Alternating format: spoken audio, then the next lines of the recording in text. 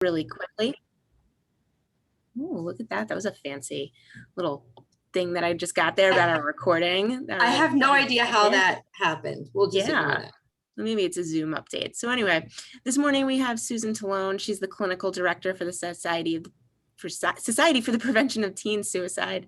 We have Heather Soto. She's the director of outreach services at YMCA of Greater Monmouth County. We have Bridget Monahan. She's a crisis clinician at the Family Crisis Intervention Unit at MHA. Danielle Gasparini, the program director at Children's Mobile. Chad, and I'm going to try and not butcher your last name. Please forgive me. I do this all the time. Majiken, is that, we'll see, Chad, if I got that right when you get on a little bit, but he's the Director of Community Relations and Resource Development for MonmouthCares.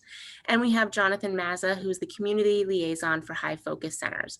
So all of the presenters this morning are going to give us a quick little elevator speech on what their programs are, what they can do to help, support our students over the summer.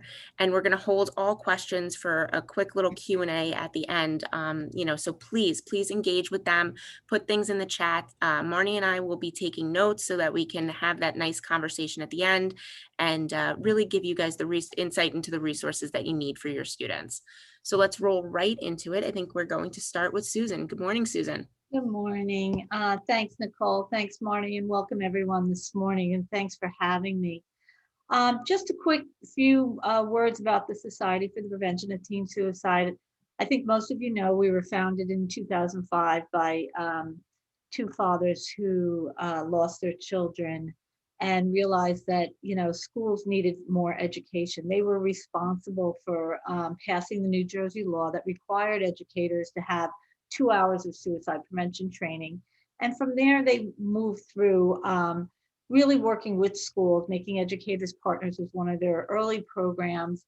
Lifelines, we started launching the Lifelines program in 2008, working with Maureen Underwood at that time, and we continue to launch and work with Lifelines program. And we, in 2015, Making Educators Partners was launched, which is a program that we're really designed for education and training. That's mostly what Society for the Prevention does. And we're designed to work with teachers, parents, students, and community. So we have a variety of different workshops that you can ask us about: raising resilient kids, making educators partners, all kinds of different programs that we offer. In 2015, our youth council was launched, and I'll tell you a little bit about that in our next slide.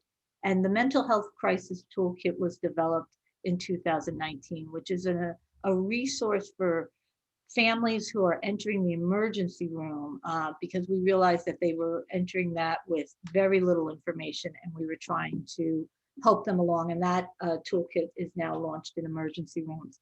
I think the program I want to bring your attention to the most is the development of Navigating Back to School. And it's an update of Making Educators Partners, but it was really developed after COVID. And here you'll see from early elementary, upper elementary, middle school, and high school programs designed for teachers, parents, and students to re-enter the school year post-COVID. And it addresses a lot of the anxiety and worry and uncertainty of coming back to school. And it even gives teachers a way of presenting this in their classroom. So that is a program that I think if I was a school counselor, I would really gear my attention towards that.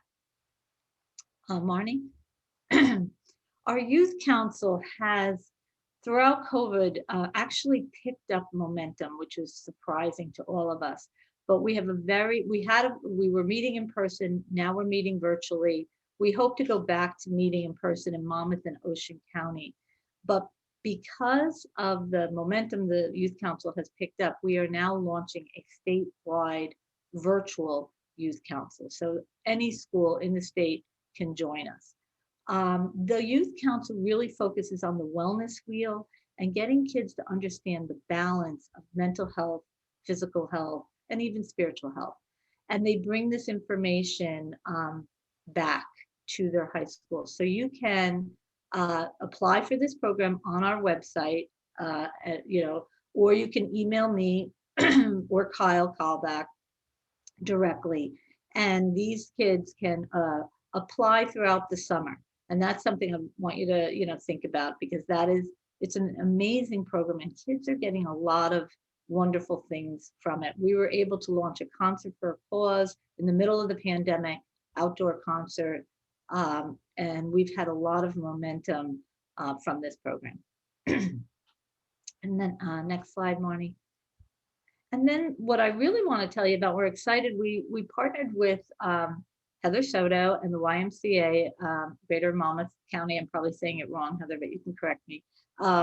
And we developed a behavioral health toolkit really for schools. When a child is in crisis or having any kind of behavioral health issue in the school. And this is designed for parents to help them what to expect, what to ask, what to do, frequently asked questions, resources, and glossary of terms. And this is in print. We're launching it soon. It will be in Spanish and Portuguese as well as English. And we're really super proud of this program. We think this is a gap that schools have really been missing. So if you want any more information about this, please email me and I will get back to you in regards to this behavioral health toolkit. It's something that can be given in the school nurse's office, guidance office, and we're even hoping eventually in pediatric offices. And that's us. I don't want to take any more time. So thank you. And if anybody has any questions, I will put my email in chat and feel free to contact me. Thank you. Excellent. Thank you, Susan. I want to just mention, first of all, I sent out a handout to everybody. You can go ahead and put it in chat, but I did send a handout to everyone with all of your contact information, your email addresses and your websites for your organizations. So they have it, we can put it there. We had a question, Susan, and since you're a tiny bit ahead of schedule about navigating Make the School. So I just want to let everyone know, I put that sptsuniversity.org website in the chat. And what you do on that, just so everyone knows, is there's a free registration. And once you complete the free registration, look for the panel on navigating back to school. And there's 8 separate modules.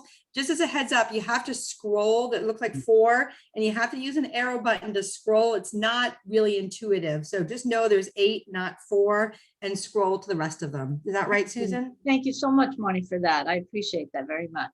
Thank you. No problem. Okay, so we're going to move on to Heather. Good morning, everyone. Thank you for having me this morning. I want to echo Susan in that we're really excited about the behavioral toolkit. And when we talk about our outpatient programs, it's something that we will be providing all of our school partners hard copies so that you guys can hand them out. So we're pretty excited about that. So I'm Heather Soto. I'm with the Counseling and Social Services Department at the YMCA of Greater Monmouth County. I oversee all of our outreach services that occur. We currently have contracts with DCPMP to provide visitation, in-home counseling, supports such as behavioral assistance and mentoring through our contracts. We also have partnerships with the New Jersey Children's System of Care, and we're offering in-home clinical and non-clinical services through that. We just recently got a partnership with the Juvenile Justice Commission, and we now provide mentoring for youth who are ages 9 to 12, who have some at-risk behaviors and could potentially enter the juvenile justice system. And so it's really a prevention program to try to ensure that kids don't enter the juvenile justice system.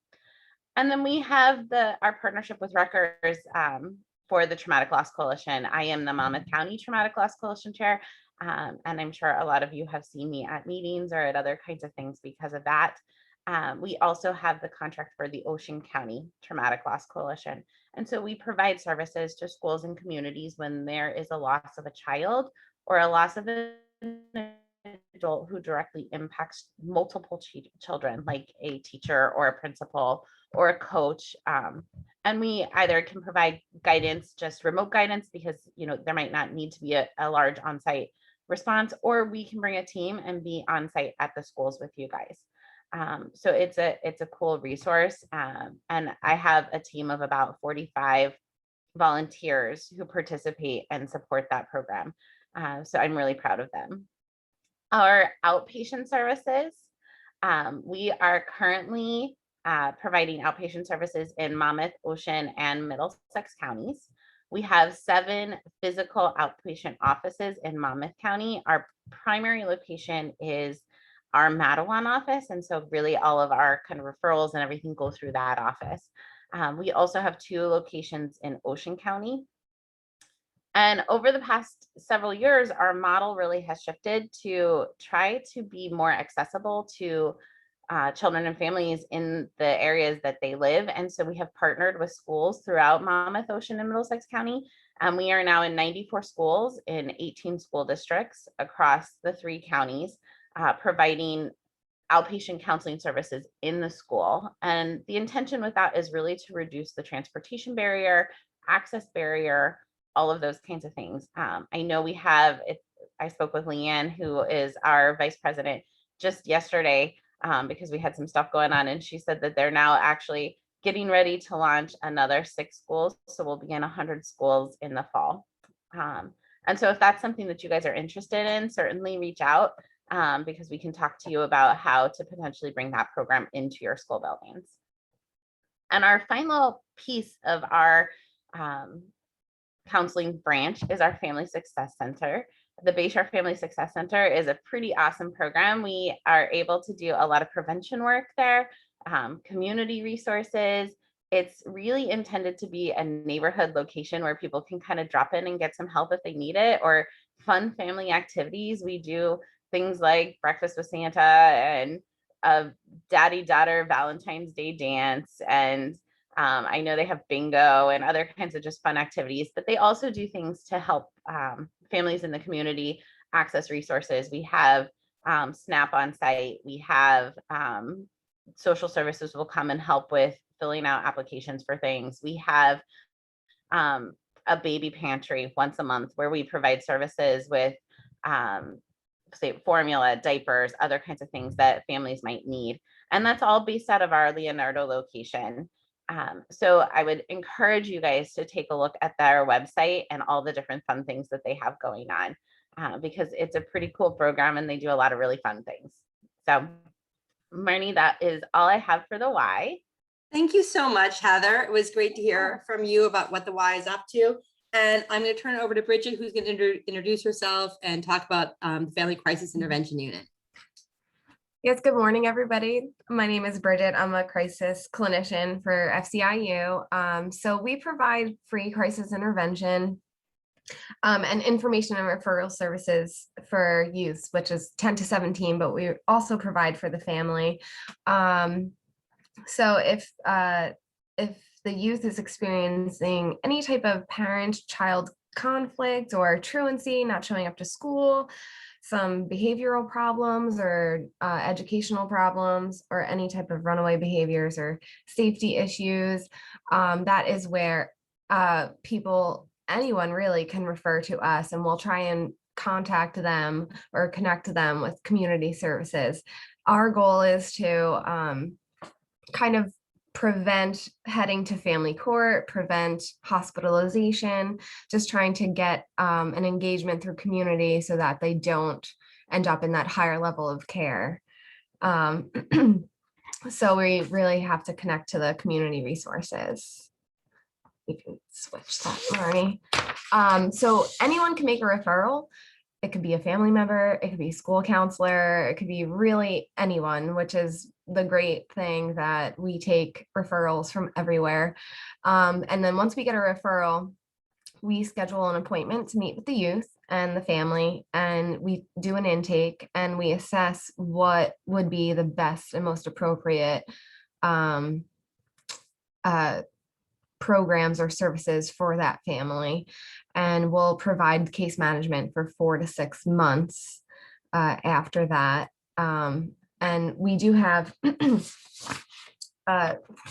the MHA, we usually refer, or if the youth is appropriate, we have the wraparound program, which is on the next slide, Marnie, if you.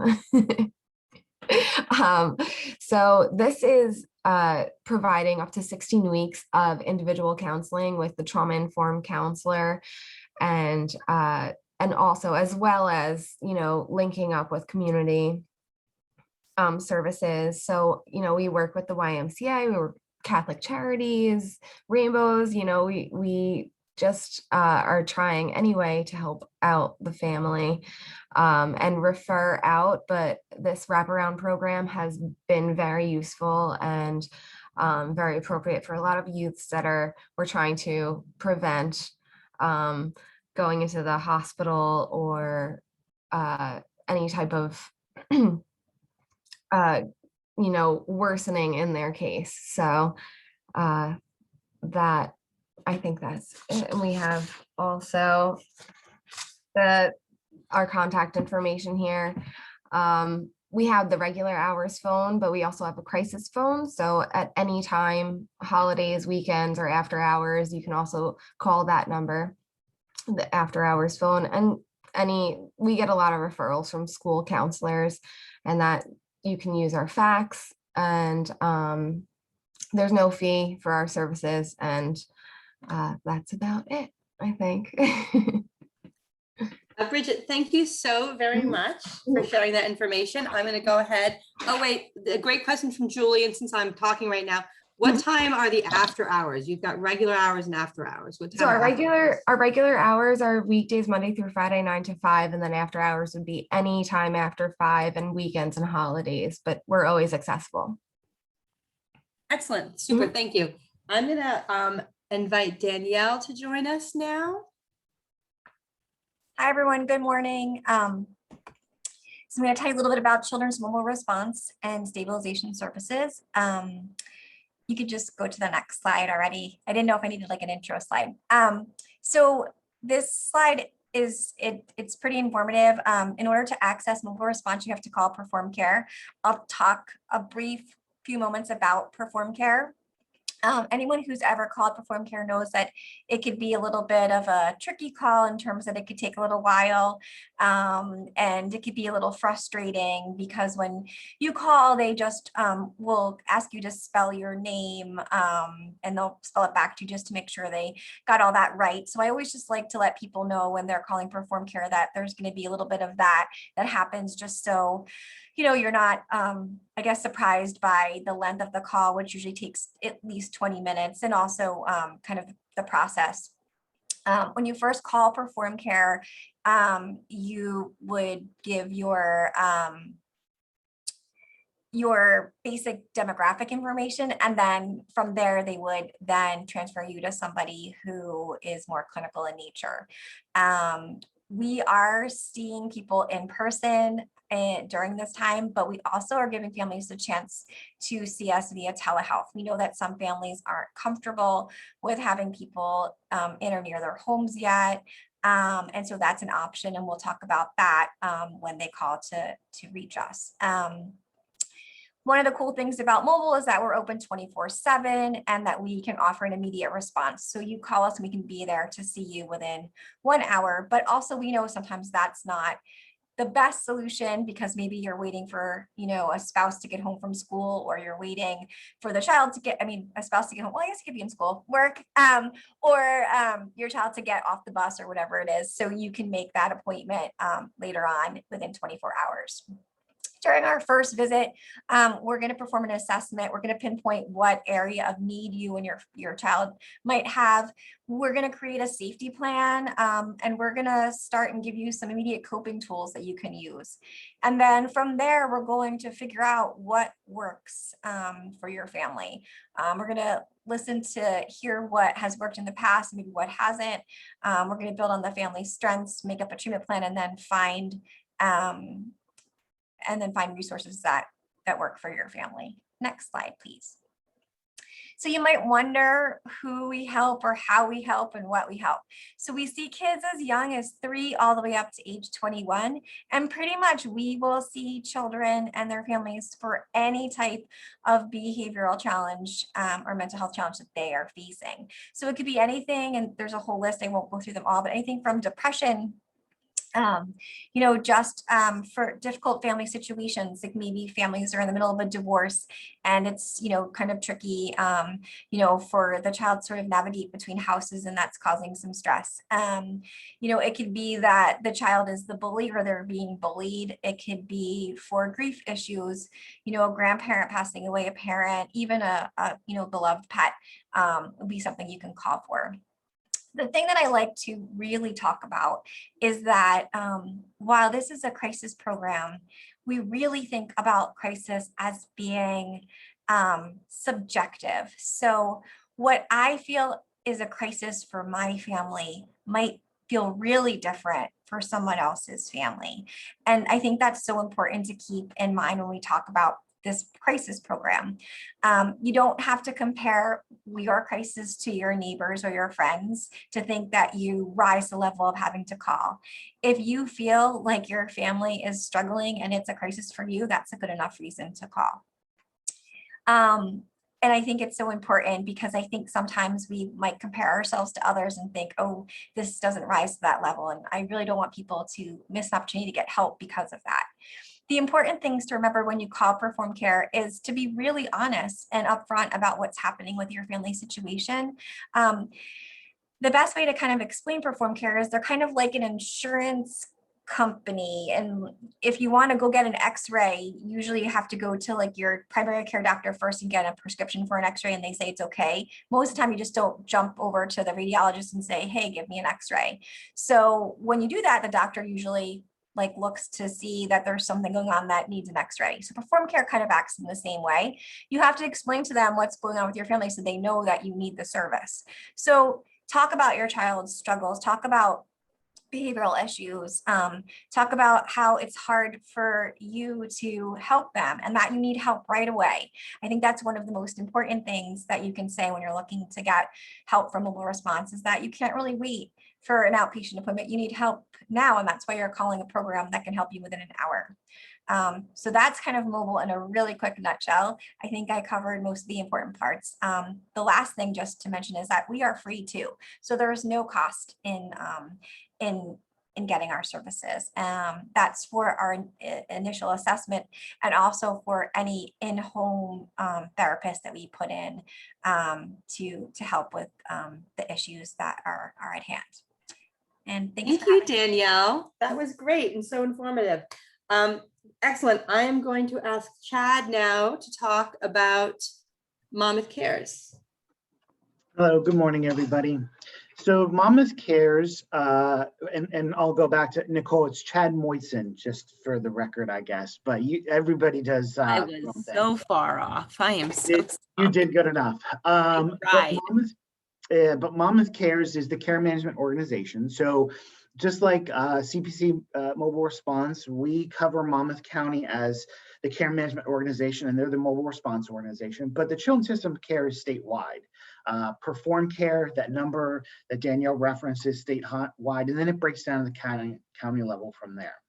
So the two ways that families would come to MonmouthCares, and let me, I guess, rewind real quick and say we work with families that have emotional, behavioral, substance use, intellectual, developmental disabilities, just like mobile response. It's really, looking at what is impacted, or what is the youth impact on their functioning in the community that drives a lot of our services. So families would either call Perform Care and ask for mobile response. And then once mobile response works with the families for their about 8 weeks, if the family needs, they're just not there yet, the plan's coming together, but they need more assistance, maybe things, just continue to move forward and not necessarily change a whole bunch.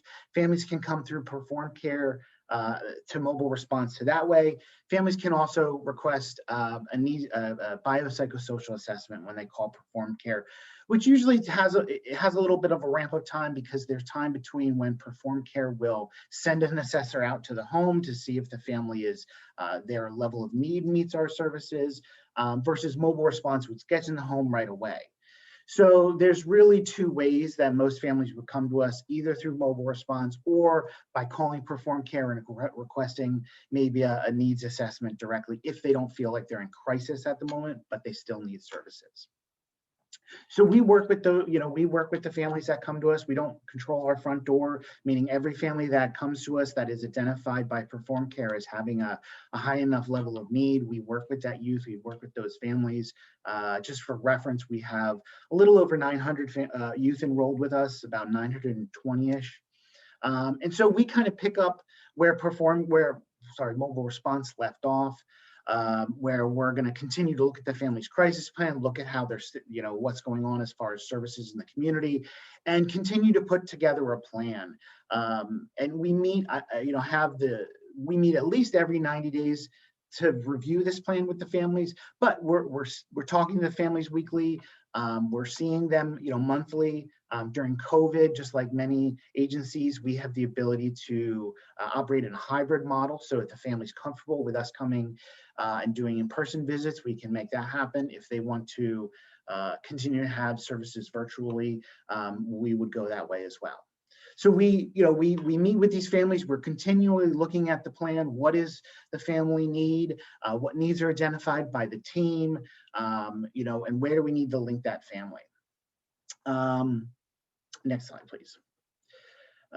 So we help the family navigate a lot of things. One is the in-home services that are available through Children's System of Care. Danielle referenced them. The first two, intensive in community and behavioral assistance, those are accessible through mobile response as well as CMO. So families may begin to work with one or two of these, and as they go through that 8 weeks and come to us, we might revisit that, we might continue that. Those services are really for helping stabilize the youth in the home. So they're really for specific stabilization and strategy services to try and make sure that we can keep the youth just where he's at in the home. We do work with other levels of need, but that's always our goal, is to keep the youth in the home. For families that have intellectual and developmental disabilities, we have some more specialized service lines for them as well through the Children's System of Care. And one is the intensive in-home clinical line, which is more like a therapist that has experience with youth working with intellectual and developmental disabilities and can work with the caregiver a little bit. Obviously, youth that are verbal may get this intervention. The fourth one down there is intensive in-home behavioral, or you may know it as applied behavioral analysis. Once again, a behavioral modification modality working with intellectual and developmental disability youth that is funded through the Children's System of Care. And individual support services, which are more like daily activities, daily living skills, things like that, that we use as we may be working with these youth and their behavioral components are coming together and they need more focus on skill development. So those are just a sample of some of the services that are available through us. We do have a health and wellness team at MonmouthCares as well. We're one of the 4 in Monmouth County that pilot this program. And it's basically a nurse and an in-house wellness team that works alongside our care managers to look at that, more of the side of the physical wellness piece and how it's integrating mental health. You can go to the next slide there. So I touched upon IDD services real quick, and families that are struggling can certainly call Perform Care, can get mobile response, can get us as well. For those specialized services, however, families, there's a secondary application process for us to be able to kind of dip into that pool of services that are specialized for youth with IDD needs. And that process is started at Perform Care. And it is a little bit of a process where they need, submit lots of documentation. There's an online portal now, which is probably the best way that families can apply because they know they're uploading it instead of sending it via mail. And that's how really that families become DD eligible when they're under 18. At 18, those services, they need to reapply to DDD, which would carry them into their adult life for help with services. But doing this young helps families in that process when they have to switch to the adult system. It also opens up options through Perform Care, such as summer camp assistance, respite, and something called family support services, which is money that's available for adaptive technology. And all of those you would go directly through Perform Care for. So Next slide, thank you. To wrap up, our role really as a CMO is really, we're looking at that plan of care for the family, and we're going to continue to work with that family for however long they need to get all those services in place, eventually transitioning from in-home services to community-based services like the Y, like MHA, like our partners like High Focus and all the people in the room. We work alongside of those really to make sure the family navigates all of the different partners, has one plan that they're working on, that school, and if there's legal involvement or any other members of the team, everybody knows that one plan. And with that, one of the tools that we use is called our Monmouth Resource Net. And right now, most of the CMOs have one. There's one CMO that has something very similar, the Hudson Service Network, but it's the service nets. You can access Monmouth counties at monmouthresourcenet.org, but every CMO in the children's system of care operates a online local resource database in which we invite our community members to put events, resources, keep their information up to date. We do weekly emailings out as well about news and events that are going on. And it's just one great way of finding local resources to Monmouth County. Of course, there are a lot of ways, but this is just one other way that we help maintain, and that is a really good source of information. Chad, thank you so much. That was really great. And so our last speaker is Jonathan. Jonathan, I'm going to let you go ahead and talk about High Focus. Thank you very much. So Jonathan Mazza, Community Liaison with High Focus. It's nice to go last just because a lot of the providers on this call are often on the front lines and being that initial touch point, and sometimes provide that linkage to a program like High Focus that's a bit more intensive. And so High Focus Centers, you can go to the next slide. High Focus Centers is a duly licensed facility that's been providing treatment in New Jersey for over 25 years. So we've been doing it a while. And what we do is we offer a structured outpatient treatment for mental health, co-occurring, and substance use. So when I say co-occurring, it just means a combination of the two. And we really have a full continuum of care, from one group a week, which is much more mild, the peak program, all the way up to 5 days a week, more of like a day program where people might think of it as. And within that, we have two different programs. So we have a middle school track and an adolescent track. And obviously it's important to separate it out by age, just so that when we are running groups and things like that, that the clients and the kids feel, they have similar presenting issues of what's going on, similar reasons of why they're presenting to treatment, and can kind of relate better with one another. And one of the real benefits of a program like ours, you've probably heard the terms before, maybe IOP or partial care, that's what we do, is really that it's a one-stop shop. So that's the easiest way for me to kind of think about it and explain it. So, you get group therapy, you get coping skills, you get psychiatric medication management if, you might have a kid that's on any kind of psychiatric medications that needs to be adjusted. They get family therapy, they get individual therapy. So it's all these components of treatment that we feel are really crucial to moving treatment along faster to help our clients get better. And so it's all those things rolled into one program under one roof. If you tried to kind of like, link together all these different programs in the community, you'd likely have to drive all over the county to different offices and whatnot. So it's really housed under one roof and a very comprehensive program. And just to kind of give you some indication of what are some of the common reasons that kids might seek help at High Focus, we work with things like school avoidance or refusal, anxiety, social anxieties, has been big, depression, behavioral issues, and then obviously substance use as well, when kids are just starting to experiment, or when it progresses to a more moderate or severe substance use disorder. And so, obviously kids are going to have anxiety and things like that, but, what we look for is when that anxiety is starting to ramp up to the point where it's starting to really impair their functioning. Their grades might be going down, they might be withdrawing from sports, isolating from friends, things like that. So that's what we're looking for when those depression or anxiety or substance use is really starting to impair their functioning. They're having trouble sort of, managing day to day.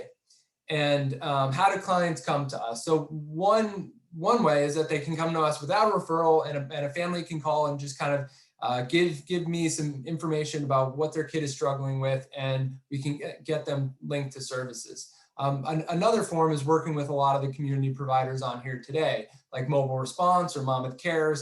Like I said, they often have that initial touch point, and they're on the front lines to make that linkage and provide that comprehensive treatment plan for the client and the family. Obviously, schools are another area where we see kids referred from. I think school providers are very adept at recognizing signs and symptoms of when a kid might be struggling with a substance use disorder or mental health, and be able to provide that linkage and make the right recommendation for a higher level of care than just meeting with the school counselor or student assistance counselor, things like that. And really, I think one way we've been an asset in the treatment community, particularly during COVID, is that we can often be an alternative for kids going to the hospital. There's been a lot of kids being admitted to psychiatric units. We've really seen a bump in that lately. And so, what we can offer at High Focus is the most intensive form of outpatient therapy before a kid needs to go in the hospital. So, we've been able to avert crises and not let a kid's symptoms escalate to the point where they need to go to the hospital, maybe wait in the ER for 4 to 5 days before they can find a bed, because bed availability has been really challenging lately. And then the other way too is that if a kid is hospitalized, they can step down to a program like ours to sort of slowly taper down and get their functioning back, work on that stability, get the structure, get the support, and as they integrate back into sort of their daily lives. And what we do at High Focus, we teach them a lot of skills to get back on track. We use a lot of what we call CBT and DBT, and what those things do are focus on different strategies like mindfulness, interpersonal being more effective in social settings, being able to regulate their emotions better, things like that. And so if I could just kind of highlight some of the benefits of what we do and kind of run through the treatment experience, we provide a thorough assessment. We give that accurate diagnosis, just because sometimes, unless you have that accurate diagnosis, it's hard to prescribe the right type of treatment. We do rapid stabilization. We just promote that higher level of functioning. Use different cognitive and behavioral strategies to help clients better manage their emotions. Medication management. So, whereas if you're only seeing a psychiatrist in the community, you're likely only seeing them maybe once a month. We have providers that will see them on a weekly basis, which helps to expedite the process of finding the right regimen of medication that's going to be best for their diagnosis and symptoms. And then we use a family system approach, so making sure that we get that family support. And I always, the analogy I always use is, if you return a plant back to contaminated soil, it's probably not going to grow, right? And then lastly, community is just other kids struggling with similar presenting issues, so that they can kind of process and hear different, kind of guidance from other people too. And then lastly, just a discharge and linkage to specialists for different maintenance. So that piece is really crucial, just to kind of have that continued step down, the continued support, even just on a weekly or monthly basis, just to prevent them from backsliding again. And if you go to the last slide, I'll try to wrap it up. So we have 7 locations throughout New Jersey. The closest to probably most folks on the call today is our Freehold office. At the moment, we are still providing telehealth only. We're working on a plan to transition back soon, but I don't have a firm date on that yet. I know that's been a frustration to some parents, and trust me that I hear that, and we're working on it.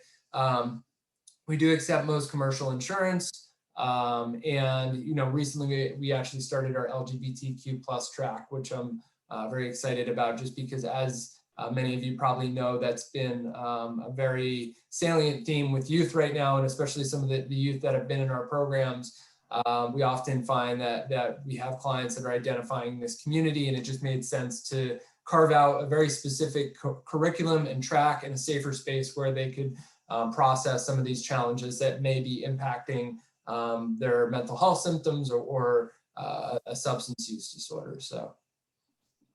Great, Jonathan, thank you so much. And I think Jonathan answered Julie's question, which was, is there an ETA? And there is no definite ETA. It's as soon as possible, but Yeah. no dates are being floated yet. Is that correct? Yeah, that's correct. We're working on it. We hear the response from the community. It's like, it's we have the infrastructure in place. We just need to be able to safely implement it. And we offer a lot. I should mention we offer transportation for adolescents and whatnot. So to be able to pull that off safely has been challenging for us. And that's really crucial in order to get kids in the building and get them to attend treatment. So those are integral parts of our program, and we want to make sure that we can offer all that because with telehealth, it is working and our attendance has been great and kids are benefiting from it. So so that's we're doing our best, but we know that for now telehealth is working, but there is a small, I think, percentage of kids that just haven't benefited. Jonathan, thank you. And since you're still with us, Eileen had a question specifically for you, that you mentioned that children can go to high focus to avoid long stays in the ER. So she wants to clarify, can you provide same-day suicide screenings? So that's a good question. A lot of time, what I would say is I would defer to whoever the referral source is. So if it's your school counselor or your psychiatrist or whoever, make sure you're clear, that they're clear with you about what type of assessment the student needs. If there's active safety concerns, I would say send them to the ER. If it's something that they don't need that immediate assessment, like a same day assessment, because that's been harder to offer, but they can be seen within the next couple of days and their symptoms are starting to kind of escalate and they might be decompensating, then we can certainly, our expectation is to get an appointment within 48 hours. So if that, again, I would say it's a case-by-case basis and it would be up to the discretion of like the referring person. But if there's safety concerns, always go to the ER first. But, if there's a way to get that assessment, if you're starting to see them decompensate, to get the assessment to avoid the crisis experience, because I've worked in crisis for a long time, I know it's not the best place for kids to hang out. And it can even make their condition, worse. And then the bed availability has been tough. So if it's not necessary, for safety concerns, then we can certainly look at doing the assessment within a day or two, and then they can start program either that day or the following day. Excellent. Thanks, Jonathan. All right, Nicole, I'm going to turn this to you to kind of ask some panel-wide questions. And I just want to say to everyone who's participating, go ahead and you can add some questions in the chat. But Nicole, I think you had some questions you wanted to lead off with. Sure. So before we even get back into our questions, I really just want to thank our panelists for having the time to come here today. This has really been beneficial, and I'm getting messages already about how great this has been to kind of have you guys here today to kind of figure out, how we're going to fill those gaps for some of our kids over the summer.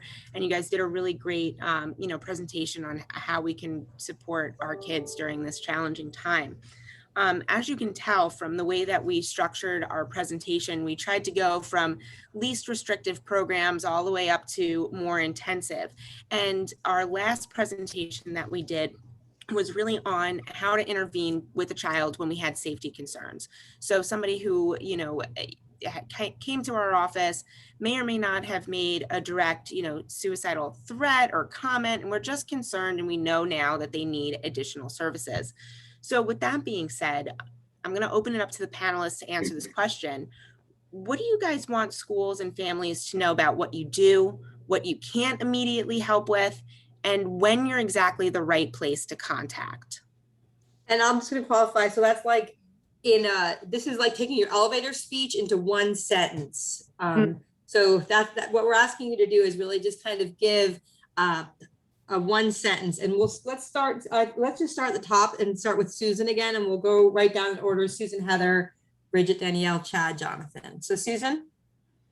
I think what I want schools to know is that we do offer, complete training for your staff and your parents and your community in the Lifelines program. But I also want them to know that if there's any handouts or information on how to talk to a child or how to support a family, we really see ourselves as information sharing and having resources that I think specific to talking to children about suicide. So I think if that's what I think I want them to know. Thank you. Thank you. Heather? Sure. So I would say that I would want you guys to know that we are a partner. We partner with all the schools in the county. And specifically on the mental health side, we partner with a lot of you guys to provide services on site. We are open all summer. We do not stop. We have been in person since July last year. All of our services are in person, including all of our transportation programs, all of that. So we are here. So should you need us, call.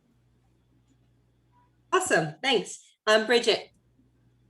I don't know, I can't start my video for some reason, but what I would want you guys to know is that yes, if the child is actively suicidal, it would be a higher level of care such as CMO and mobile response. But if it's not at that level, if there's the issues that are truancy or parent-child conflict and everything, that we are the ones to refer to so that we can connect to a lot of who we have seen today. Our job is just to connect to any type of support that we can give to the child or the youth.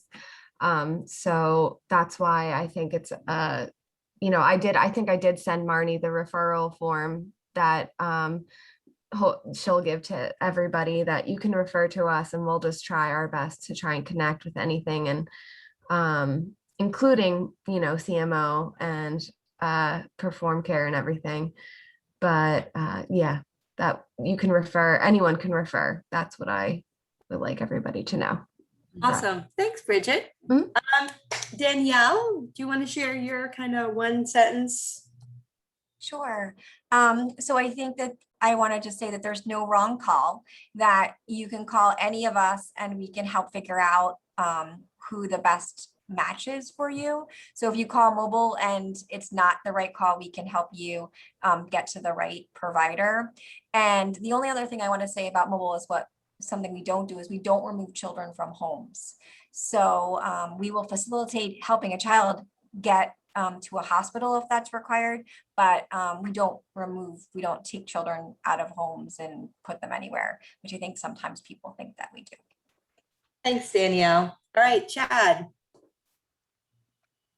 I think Danielle's no wrong door is a good message, especially with the providers in the room. Monmouth County has a very strong collaboration between all of the agencies that work with us. So in that essence, I would say, our role is to help you as school too, so the collaboration I would hit on is really what makes our process work with families, hearing and having the schools involved. So if you're not, maybe a youth who has a CMO worker, but you're not involved, you can always reach out to me for that.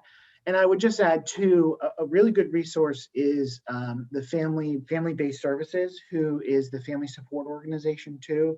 And just if families aren't sure about where to call, what it will look like, they provide a really non-judgmental place that families can reach out to, because these are parents that have had their own struggles. So it's all about, persistence when you're accessing service, obviously, and trying to find what works with you and your youth. So that's what we work with our process and with the other community providers in the room as well. Excellent. These are great answers. And Jonathan. I like the slogan, no wrong call. I think Monmouth County does a really great job of collaborating better. I've worked in a couple different counties, and they are, I'd say, by far more just collaborative and work really well together, great resources. So yeah, I mean, my background is as a licensed counselor myself. So I just like being a resource and a navigator. Oftentimes, families will call me where a client isn't a right fit for us, but they might be, need to go to the hospital, or they would need a lower level, or they need mobile response. And so, but at high focus, really the sign is that that you're starting to see symptoms escalate, and you have some concerns, and oftentimes, one thing that I think we do really well is we can get people into treatment ASAP and start that rapid stabilization process. So if you don't want to wait 2 months to see a psychiatrist, we can start that process right away. Excellent. Thanks, Jonathan. Nicole, did you want to talk about any more questions, or should we move on to next steps? Let's get one more question in here. I think Right. that the next one has just been a topic that we've talked a lot about in our booster sessions. And so kind of looking at the clock, I think we have time to get through that and talk about our next steps as well. But what are some more of the more frequent issues or challenges you're seeing students or children appear in your programs experiencing, especially this year? We've kind of in this group have had what we've seen and kind of what have been surprising to us. So it would be great to hear from the actual providers what you guys are seeing too and kind of how you're handling that. Excellent. So let's go backwards. So let's start with Jonathan. Go up the ladder. Sure. So, it's been an interesting ride, and I think it's been interesting to be on community meetings with different providers and hearing the overall impact that it's had. But I think that, at high focus, some of the stressors have been like the loss of milestones, the distance learning challenges, not socializing with friends. And in response to that, I think we've seen increases in things like anxiety and depression. Particularly eating disorders has been more prevalent. And my job has been to really get a lot of different specialists, so that when we're discharging clients from our program, that we feel that they have a good comprehensive aftercare plan. And I think some of the reasons for that is just that parents are more confronted with eating patterns and things where the kids have been in school all day, they haven't necessarily seen these things. So I think now maybe it's not happening at a higher rate, but they're confronted with it more, just by spending so much time with their kids. The other thing I would say is that I know earlier on, we've seen kids coming to us much sicker in a more acute condition. I think because they haven't had the same amount of touch points with different community professionals, like a coach, like a school counselor, mobile response, whatever it was. You saw families trying to avoid going to the hospital or putting off doctor's visits, all these types of things. And all these people in our community are the touch points to be able to recognize the development of a mental health diagnosis or substance use, or even, IDD or autism or things like that, developmental disorders. So I think that, our community professionals, our community really relies on those professionals to be able to point those things out and then make the appropriate referrals. Awesome. Great. Chad, what do you want to add to that? I think Jonathan touched on a lot. One thing that obviously stands out to all of us is just, the anxiety that has been created through this time. I mean, we're seeing a ton of that. I think probably everybody is seeing. We're ramping up, to bring some trainings in to target the beginning of next school year, honestly, and the return to person that is expected across New Jersey. Just being able to work with, those kids that have been told really, to stay away and have isolated for a year plus. Now we're bringing them back in full force, or we will. So, that's one of the things that's on our radar a lot. I think John was pretty, talked about a lot. I actually hadn't seen the eating disorders or gotten that reported to me myself, but yeah, a lot of issues around the school, loss of services, especially for our intellectual and developmentally delayed youth. That a lot of those services were in person are now, in some cases, the youth is not in school and not able to receive those services in person. So huge impact on the IDD community as well as everybody, not to downplay what anybody's experience is. But with those youth, obviously it's, there's an extra piece of that challenge that the families are navigating as well. And then just the inability, I think parents, the extra stress of trying to do it all, work and school at the same time, all of that. So the parents as well have huge stress loads, which impact their ability to really carry through on other steps and things that maybe they don't see as the priority in the moment because they're just trying to make it day to day. Awesome. Those are really good points, Chad. Danielle, and what did you want to bring into this conversation? I think that they touched on pretty much everything. I think the one thing that, which I guess you already kind of touched on a little bit, is the social piece. I think that September is going to be challenging. I think it's challenging right now for some kids because schools kind of in a lot of places just went back all of a sudden. And so those little things that maybe people don't realize are a big deal to kids who have been sitting home for all these months. Like, who am I going to sit with lunch? All of a sudden it's a full day and I didn't have to worry about who I was going to sit with at lunch. And I know that we get a lot of those phone calls where kids are just so anxious and worried about, I don't want to navigate that. I didn't like navigating it before, but now I haven't really even been with anybody for so long. So I think that coming up with some ways to help those kids who struggled with that before the pandemic, who are struggling with that even more, is pretty important, because that tends to sort of domino into some other things, especially like school refusal and increased anxiety and depression and more isolation. So I think that's absolutely. Okay, great. Bridget, is there something that you wanted to add to this list? Yeah, I think that what Jonathan, Chad, and Danielle said was very, the same thing. What I'm seeing is kids that do want to escape school, they haven't been logging into virtual, so that's, it's easier for them to kind of just not log in, or even though they're supposed to show up at school, they just log in virtual. So there's a lot of escapism there and avoidance.